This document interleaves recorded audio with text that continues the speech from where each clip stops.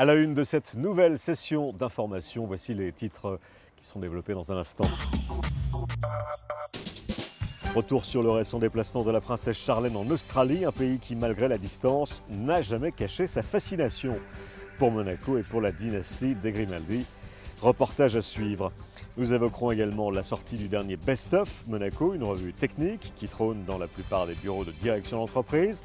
On parlera sport, athlétisme avec Brice Etes, puis les jeunes pousses du patinage artistique. Enfin, la découverte d'une artiste New Age, Fiona Tan, qui nous présentera son travail dans son atelier installé en Principauté.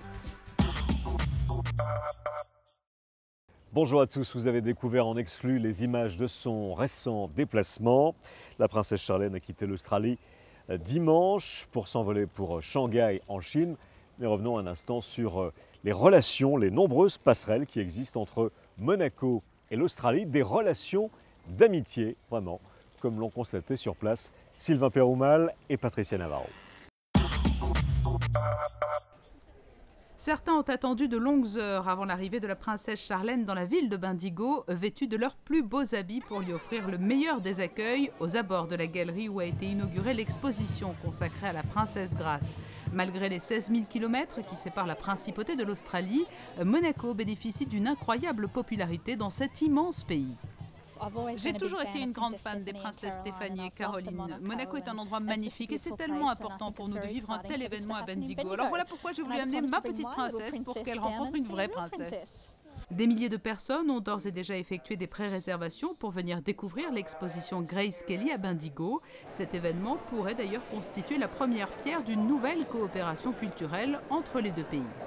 Cette exposition rencontre vraiment un franc succès ici en terre australienne. Il est vrai que les Australiens apprécient beaucoup les familles royales et les princes et les princesses.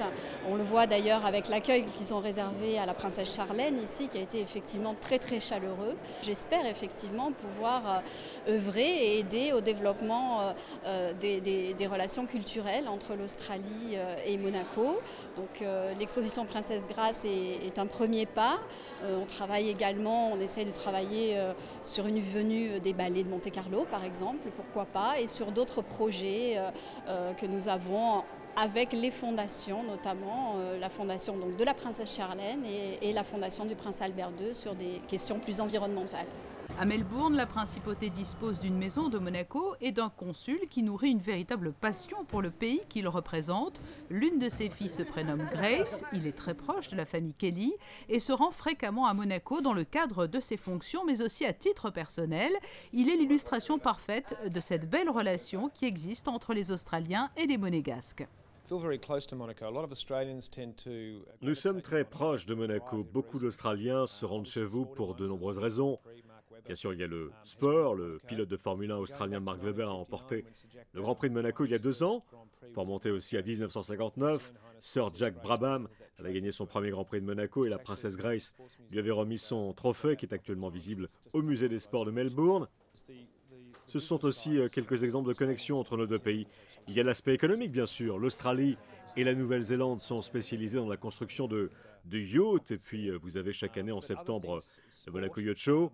Pour revenir au sport, on peut citer Cathy Freeman, la championne olympique qui s'est illustrée au meeting d'athlétisme de Monaco. Et nos deux pays ont 2 grands prix très prestigieux.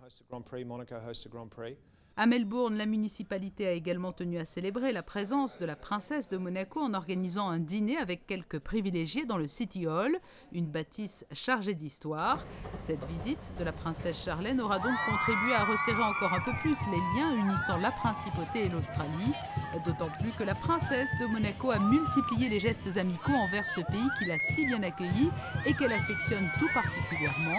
Elle a ainsi tenu à porter une robe Made in Australia lors de l'inauguration de l'exposition consacrée à Grace Kelly, une robe très remarquée et signée de la créatrice australienne Joanna Johnson.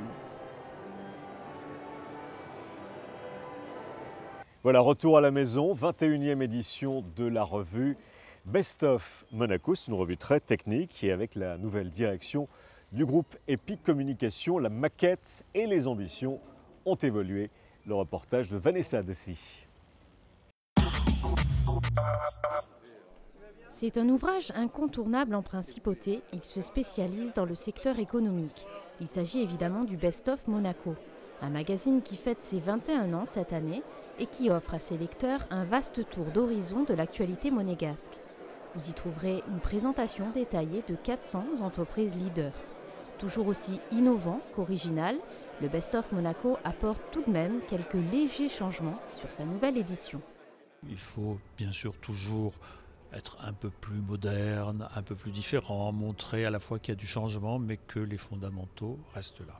Si vous voulez, le fond du Best, c'est toujours ça, c'est être le reflet complet de toutes les initiatives, de toutes les activités monégasques. Michel Comboul, récemment à la tête du groupe EPI Communication, dresse un bilan positif de cette première année à la direction, son but étant de renforcer l'offre éditoriale et multimédia. Des projets ambitieux sont au programme. C'est une année difficile, une année de contexte de crise, mais en même temps, nous, au lieu de nous replier sur nous-mêmes, comme le font certains, on souhaite se développer et c'est ce qu'on a fait. Alors, bien sûr, on apporte un soin tout particulier à l'existant, c'est-à-dire le Best, le banking, l'event, mais aussi on a ouvert de nouveaux chantiers. On a racheté Monaco Madame pour avoir un féminin de grande qualité auquel on apporte une grande qualité du contenu. Et de même, on vient de racheter le Monte Carlo Travel Market pour que cette activité de tourisme de luxe reste à Monaco. Donc tout ça, ça s'inscrit à la fois dans le périmètre d'Epicom et ça montre bien notre volonté de nous développer en principauté. On se développe dans le numérique, on essaye d'être une régie numérique qui se rajoute à la régie papier. Et on a des pistes qui sont assez intéressantes, notamment celle d'Easy Media System, dans laquelle nous sommes très impliqués. La suite de ce journal, c'est un rendez-vous manqué, mais il y en aura d'autres, notamment les JO de Londres. Déception de Brice Etes, vous allez l'écouter. Il vient d'effectuer son retour à la compétition à Istanbul, championnat du monde d'athlétisme en salle. Et Brice Etes est avec Fabien Bonilla. Bilan des courses, on l'écoute. Je pense que j'ai fait une erreur au niveau de l'échauffement. Je n'ai pas entretenu mon échauffement dans la chambre d'appel. J'ai essayé de canaliser mon stress et au final, je pense que ça m'a porté préjudice. Dès le départ, ça a été dur. Dès le départ de la course, en plus, je suis parti au premier couloir. Et le premier couloir, ça fait 3 fois que je le prends et 3 fois que ça se passe mal. Donc, je commence à croire qu'il commence à me porter la Schkumun. Et bon, là, voilà, les mondes sont passés, maintenant on passe à autre chose. La saison n'est pas finie, prochain objectif, les championnats de France. Et on se concentre beaucoup sur les Europes parce que je pense que c'est là où il y a le plus à jouer cette année.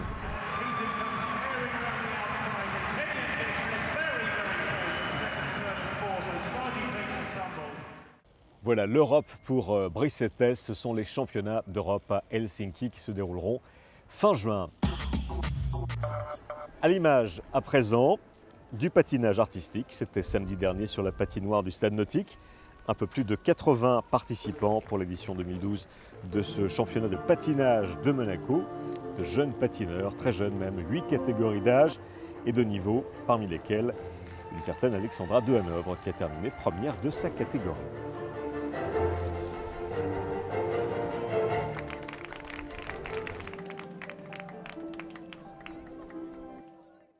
Elle a seulement 25 ans et elle vient d'ouvrir son propre atelier baptisé iBubble, une novlangue qui signifie simplement bulle d'amour. Elle s'appelle Fiona Tan et elle prépare sa première exposition qu'elle organisera évidemment en principauté. Vanessa Dessy a rencontré cette toute jeune artiste. Voici son portrait.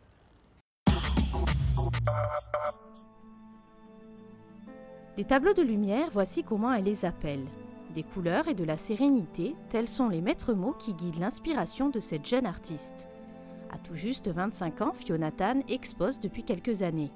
Ses œuvres sont des pulls en mouvement, sa philosophie artistique est inspirée du New Age, en passant par un mélange de cubisme, impressionnisme et surréalisme. Sa technique de travail est liée à l'informatique et c'est tout un art. D'un point de vue juste technique, j'utilise toujours la photographie pour capturer la lumière. Comme la lumière et le réel, c'est la base de mon art et en même temps tout ce qui est côté technologique. Donc je le mélange aux ordinateurs, en scan, en manipulation pour retravailler la lumière et recréer mon monde. Et ensuite, je lie tous ces deux mondes, organiques et technologiques, avec du dessin et des poèmes, en fait. Bien sûr, il y a toute une utilisation de symbologie de couleurs, de formes, de compositions qui me sont chères, comme au lieu d'être écrivain, je suis écrivain dans la peinture. Donc j'utilise certains styles visuels pour en fait recréer ma pensée et ma philosophie. Une artiste au début de sa carrière qui ambitionne très prochainement d'intégrer son monde visuel à une collection de vêtements, bijoux, tapis, papier peint et bien d'autres. Jonathan a également exposé 2 toiles à la cathédrale de Monaco pour la commémoration de la catastrophe de Fukushima. Bref, de beaux projets en perspective sont à prévoir. Dans quelques semaines aura lieu l'Art Monaco pour le dernier week-end du Printemps des Arts à Monaco, au Grimaldi Forum. Donc je prépare en fait une installation sur 30 mètres carrés consistant de 108 boules qui s'appelle Bubble Wish Installation. Donc ce sont en fait des boules qui cristallisent chacun un souhait sur 10 différents thèmes allant de l'amour, des arts, des sciences jusqu'au travail. Et en même temps, j'expose 3 nouveaux tableaux sur une thématique assez similaire, Bubble Wish Life en fait, sur la cristallisation un peu de nos vœux, mais d'une façon plus visuelle, c'est-à-dire de l'élaboration d'un monde sous-marin qui a été recréé à partir du musée océanographique et du jardin exotique. Pour juin, à l'occasion du Forum des artistes, donc on sera plusieurs artistes à l'Auditorium Régnier 3, et j'exposerai aussi une autre de mes peintures de cerisier. Et après, à la fin de l'année, en automne, j'exposerai 12 nouvelles toiles sur le thème de The Tree of Life, The Tree of Knowledge of Good and Evil. En fait, sur l'arbre de la vie et l'arbre du bien et du mal. Donc, recréer un peu un jardin d'Éden, un jardin du bien et du mal à l'intérieur d'une banque privée, Merck & Co. en Allemagne.